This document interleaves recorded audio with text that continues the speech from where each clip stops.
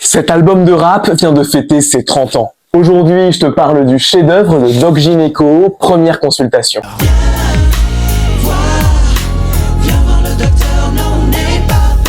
Dans les années 90, Doc Gynéco, il s'y connaît déjà un petit peu en rap. Et pour cause, il a 20 ans et ça fait quelques années qu'il traîne dans l'entourage du Ministère Hammer, un groupe de hip-hop sarcellois dont le style radical fait pas mal parler à cette époque. Le soir, il reste au studio pour enregistrer ses premières maquettes, grâce auxquelles la maison de disques Virgin va lui proposer un contrat. Ils sont prêts à le signer et ils acceptent de produire son album avec un budget d'1 million de francs. Une somme colossale pour un artiste tout nouveau que personne ne connaît. Alors, il voit les choses en grand, refuse de poser sa voix sur des instrus comme il était courant de le faire, et part aux États-Unis pour enregistrer l'album en live avec des musiciens réputés, dirigé par Ken Kesey, un producteur qui a par exemple travaillé avec Whitney Houston.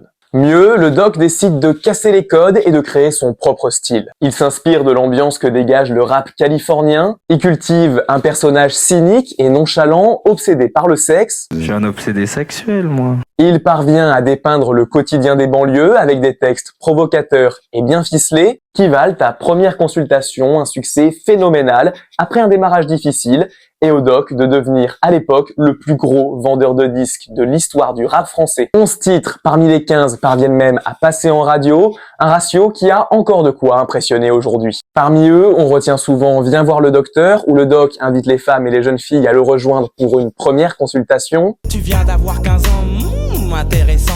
Ou Nirvana, un titre plus sombre et mélancolique sur le suicide. Comme Bérégo voit, aussi vite que Sénat.